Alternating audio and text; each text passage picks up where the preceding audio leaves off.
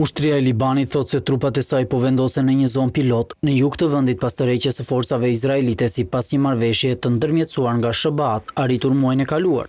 Njësitë ushtarake hynë në fshatin Zautar Al-Garibej në distriktin Nabatic të martën në mëngjes, njoftoi komanda e ushtrisë. Më vonë tha se forcat izraelite kishin hapur zjarr në afërsi të trupave. Ushtria izraelite tha se të shtonat paralajmëruese ishin qelluar pasi trupat kaluan në një zonë të sigurisë të shpallur nga Izraeli. Plani i zonës pilot duhet të shohë tërheqjen e trupave izraelite nga një pjesë e vogël e territorit të pushtuar gjatë konfliktit të tyre me Hezbollahun dhe çarmatimin e grupit libanez të mbështetur nga Irani.